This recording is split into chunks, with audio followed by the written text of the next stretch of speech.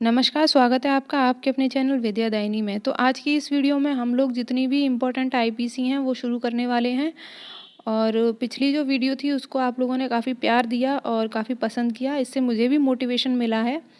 तो हम लोग इसको और अच्छे तरीके से करेंगे, जैसे भी है इम्पोर्टेंट सेक्शंस पढ़ेंगे और जो भी समझाने वाली चीज़ें होंगी मैं साथ में उसको समझाती भी जाऊंगी, क्योंकि ज़्यादा खींचने का कोई मतलब नहीं है, फिर आप लोग कंफ्यूज हो जाएंगे और परेशान हो जाएंगे। और बहुत ज़्यादा इसके लिए परेशान होने की आपको ज़रूरत है नहीं। ठीक है, तो शुरू करते हैं आज का वीडियो। देखिए, सेक्शन शुरू करने से पहले एक चीज़ समझ लीजिए कि आईपीसी की ज़रूरत हमको पड़ी अपराधों के कारण। अपराध क्या है? कोई भी ऐसा खराब व्यवहार जिसकी कानून हमें इजाज़त नहीं देता है। और इसका अपराध का जो क्या है परिणाम, क्या होता है? दंड। दंड अगर हम पूछें क्या है दंड, तो क्या है वो? अपराध का परिणाम है। और इसकी वजह से जो है आईपीसी बनकर तैयार हुई। और इसमें जो है मैंने आपको बताया था पहले भी कि टोटल 23 अध्याय हैं और 511 सेक्शंस हैं। ठीक है, तो मैंने अध्यायों के बारे में तो मैं इसमें आपको साथ में ही बताती चलूँगी कि ये सेक्शन है तो ये किस अध्याय से रिलेटेड है। और सेक्शंस हमारे जो इम्पोर्टेंट हैं वो पूरे हो ही जाएंगे। ठीक है, तो अभी ये जो धारा 1 है ये चैप्टर 1 से है, जिसको उद्देश्य का नाम दिया गया है। 1 से लेकर उसमें 5 तक सेक्शन 1 to 5 चैप्टर 1 का हिस्सा है। तो धारा 1 में दिया गया है संहिता का नाम और उसके प्रवर्तन का विस्तार, यानी कि इसका जो विस्तार है आईपीसी का वो कहाँ तक होगा। तो ये पूरे इंडिया में इसका विस्तार है। धारा 1 के अंदर दिया गया था कि इसका विस्तार जो है भारत में होगा जम्मू कश्मीर को छोड़कर, क्योंकि जम्मू कश्मीर में जो था रणवीर दंड संहिता लागू थी। तो अभी जो है 370 हटने के बाद में इसको जम्मू कश्मीर में भी लागू कर दिया गया है। तो ये जो है, लेकिन धारा 1 में अभी यही है कि इंडिया के अंदर लागू है, जम्मू कश्मीर में नहीं है।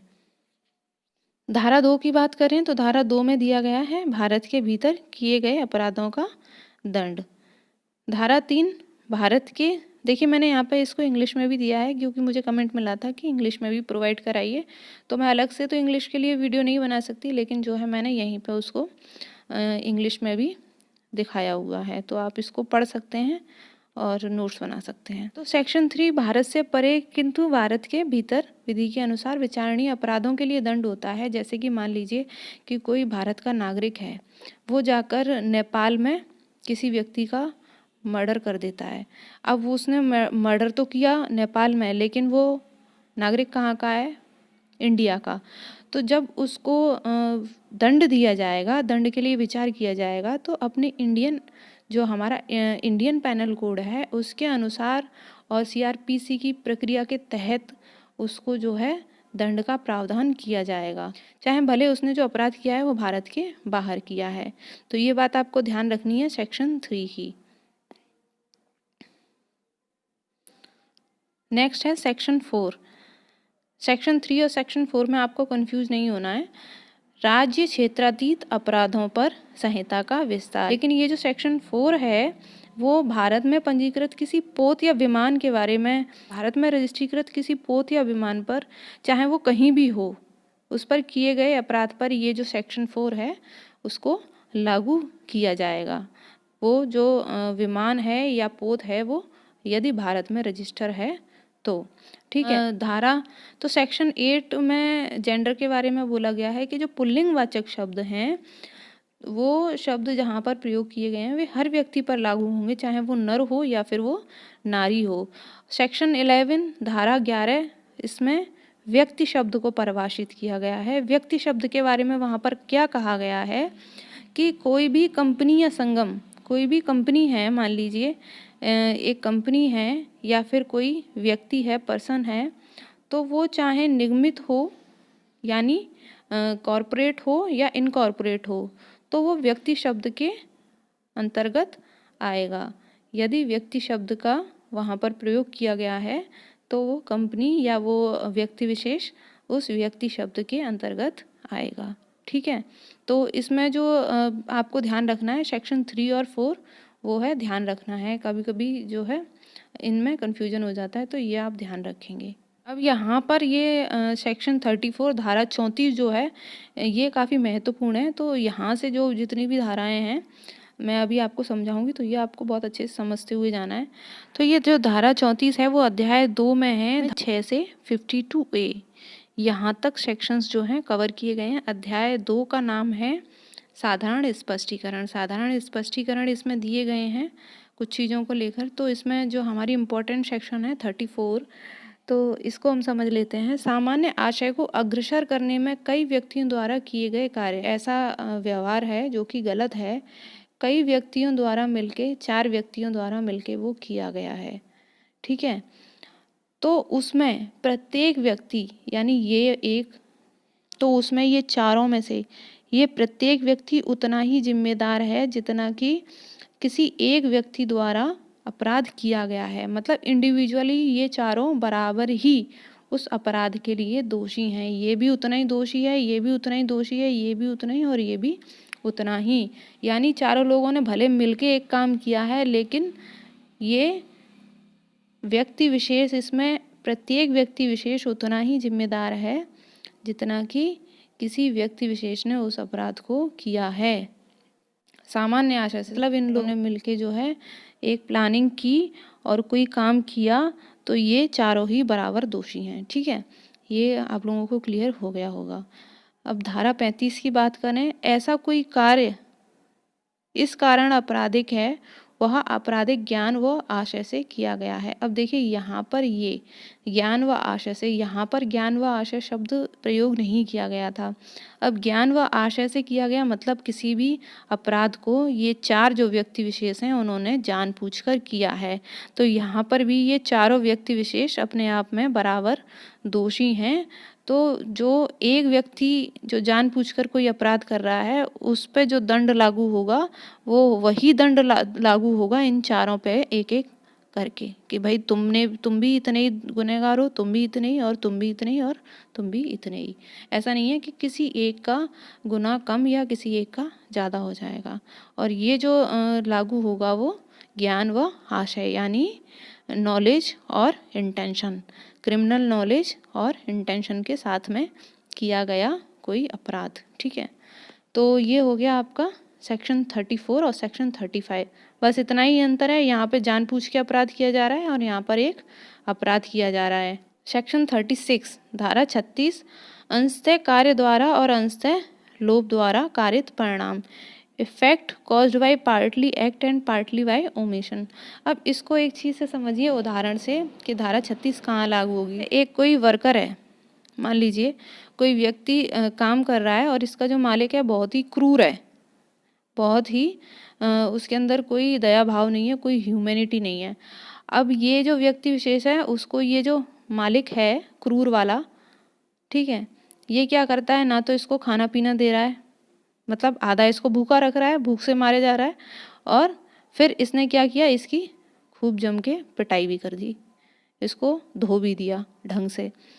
तो क्या हुआ, ये जो व्यक्ति विशेष है बेचारा वर्कर है वो मर गया, उसकी मृत्यु हो गई। तो इसमें क्या हुआ, इसने जो आधा तो इसको भूखा मारा और आधा इसको जो है पीट पीट के मार दिया। तो यहाँ पर क्या है, ये जो मालिक है इसका हत्या का दोषी है। तो ये जो चीज़ें हैं वो कहाँ आएंगी, सेक्शन 36 में, अंशतः कार्य द्वारा और अंशतः लोभ द्वारा कारित परिणाम। मतलब खाने को भी नहीं दिया और जो है उसको पीटा भी, और जिसके कारण उसकी मृत्यु हो गई। और बहुत ज़्यादा इतना टेंशन लेके इसको नहीं पढ़ना है, थोड़ा सा लाइटली पढ़िए और चीज़ों को प्रैक्टिकली समझ के पढ़िए तो मज़ा भी आएगा इसको पढ़ने में। ऐसी बात नहीं है, आईपीसी को पढ़ोगे तो नई नई चीज़ें जानने को मिलती हैं, तो बहुत ही अच्छा जो है इंटरेस्ट भी बनता है, ऐसी बात नहीं है, ठीक है। और मैं आप लोगों को सही बताऊं तो इतना तो जब मैंने तैयारी करी थी इतने डिटेल में, तब भी मैंने इसको जानने की कोशिश नहीं की थी जितना मैं आप लोगों को समझाने के लिए इसको जानने की कोशिश कर रही हूँ, ठीक है। तो जो है अपना एंजॉय करके इसको पढ़िए। तो सेक्शन 37 देख लेते हैं। सेक्शन 37 किसी अपराध को गठित करने वाले कई कार्यों में से किसी एक को करके सहयोग करना। अब इसमें आपको थोड़ा सा समझना पड़ेगा सेक्शन 37 के बारे में। देखिए एक उदाहरण से आपको मैं समझाती हूँ। जैसे आप लोगों ने देखा होगा वो वाला सीरियल, कौन सा वाला, कसौटी ज़िंदगी की, तो उसमें आपको याद होगा एक कोमोलिका वाला कैरेक्टर, ठीक है। कोमोलिका जो है प्रेरणा को बिल्कुल भी पसंद नहीं करती थी। अब थोड़ा सा लाइट वे में लीजिए, हो सकता है थोड़ा अजीब लगे, लेकिन चीज़ें समझ में आनी चाहिए, कोई भी एग्जांपल लेके समझ में आए, ठीक है।